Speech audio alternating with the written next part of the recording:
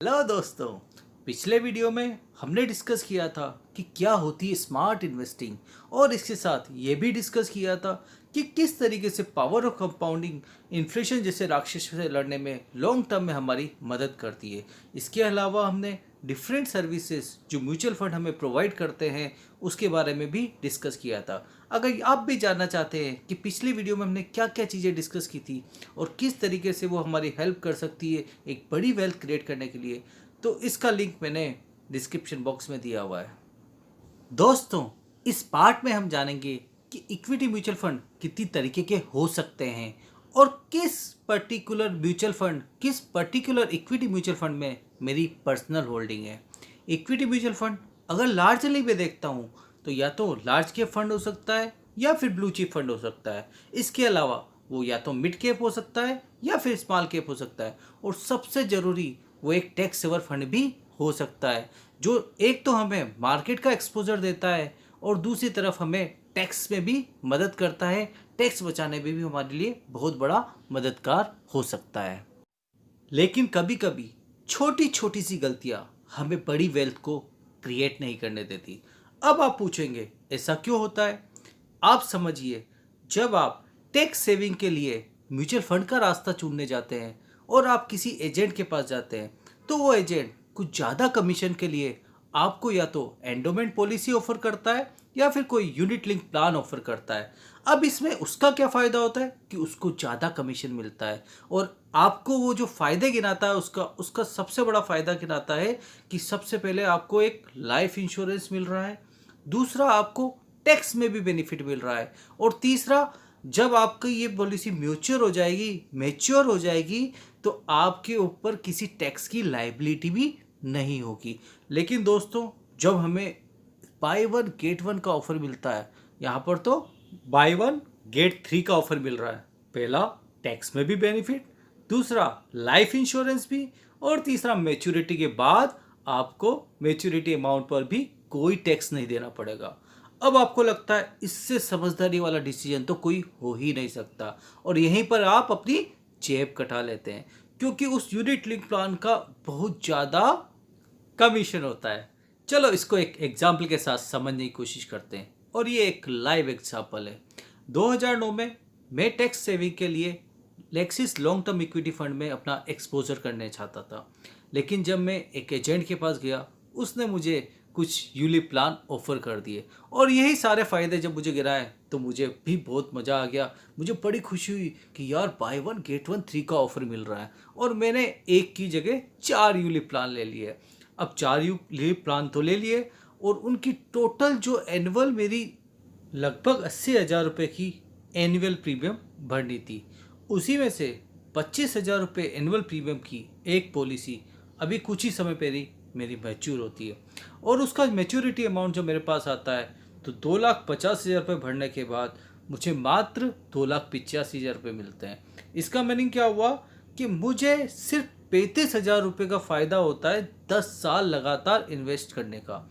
इसी की जगह अगर मैं अपने डिसीजन को उस समय स्मार्टली लेता और axis long term equity fund में ही अपना एक्सपोजर लेता तो 2,000 रुपये मंथली एसआईपी में आज मुझे लगभग 10 साल के अंदर 4,50,000 रुपये के लगभग मिल चुके होते। वहीं पर जो 1,000 रुपये मेरा बचा था उससे मैं एक अच्छा सा 1 करोड़ रुपये तक का टर्म प्लान भी ले सकता था। तो इसी कंपाउंडिंग का फ़ायदा मिलता है हमें लॉन्ग टर्म में एक इक्विटी म्यूचुअल फंड के साथ।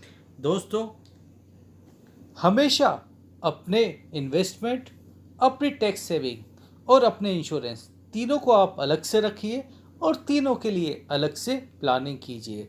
अब जब बात आती है किसी इक्विटी म्यूचुअल फंड की, तो जब भी हमें इनका चुनाव करना हो, या तो किसी 5 स्टार या किसी 4 स्टार कैटेगरी की आप म्यूचुअल फंड को देख सकते हैं, लेकिन आप ये ध्यान रखिएगा कि 4 स्टार से कम वाली कैटेगरी पर हमें जाना ही नहीं है। और जब हम 5 स्टार और 4 स्टार कैटेगरी के म्यूचुअल फंड्स को ढूंढते हैं तो कुछ नाम हमारे सामने हमेशा आते हैं, और इनमें से हो सकता है कि कुछ में मेरी पर्सनल होल्डिंग भी हो। यहाँ पे मैं आपको किसी भी तरीके की इन्वेस्टमेंट की सलाह नहीं दे रहा हूँ। जब हम ब्लू चिप कैटेगरी के म्यूचुअल फंड्स की बात करते हैं तो मेरे जो 2 फेवरेट म्यूचुअल फंड्स स्कीम्स है उसमें से पहली स्कीम है मेरी एसेट ब्लू चिप फंड।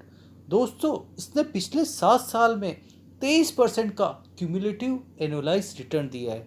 और जब मैं इसकी एसेट्स की बात करता हूँ तो इस कंपनी का इस म्यूचुअल फंड का exposure HDFC, Reliance industry, ICICI bank, Infosys, axis bank और ऐसी सारी ब्लू चिप कंपनियों में है जो लॉन्ग टर्म में हमारे लिए वेल्थ को क्रिएट करती है।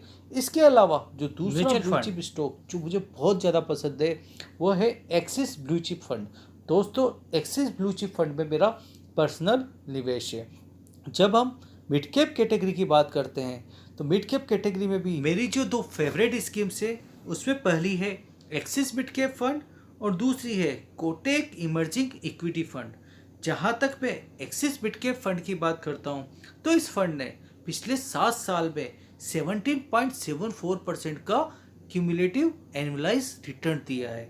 जब हम मल्टी कैप कैटेगरी की तरफ चलते हैं तो मल्टी कैप कैटेगरी में Kotak standard multi cap fund एक बहुत अच्छा विकल्प हो सकता है। यहाँ पर भी मैं बोलूँगा कि इसकी अगर लॉन्ग टर्म हम ग्रोथ को देखते हैं, लॉन्ग टर्म रिटर्न्स की बात करते हैं, लॉन्ग टर्म्स एनुअलाइज रिटर्न्स की बात करते हैं तो 10 साल में लगभग 11.5% का क्यूमुलेटिव रिटर्न इसने साल दर साल हमें दिया है। वहीं पर स्मॉल कैप कैटेगरी की जब हम बात करते हैं तो SBI स्मॉल कैप फंड और एक्सिस स्मॉल कैप फंड दोनों एक बेहतरीन विकल्प हो सकते हैं। जब हम बात करते हैं टैक्स सेविंग फंड की तो टैक्स सेविंग फंड में axis long term equity fund एक बेहतरीन ऑप्शन हो सकता है और साथ में मेरी एसेट टैक्स सेवर फंड भी एक अच्छा ऑप्शन हो सकता है। जहाँ तक हम axis long term equity fund की बात करते हैं, चूँकि ये बहुत पुरानी स्कीम भी है और इसका जो 7 साल और 10 साल का अगर हम रिटर्न प्रोफाइल देखते हैं तो 7 साल में इस स्कीम ने 16.5% का क्यूमुलेटिव एनुअलाइज रिटर्न दिया है। वहीं 10 साल की जब हम देखते हैं, 10 साल की जब हम बात करते हैं तो इसी स्कीम ने 14.5% का एनुअलाइज क्यूमुलेटिव रिटर्न हमें दिया है। तो ये भी एक टैक्स सेविंग के लिए हमारा बेहतरीन विकल्प हो सकता है।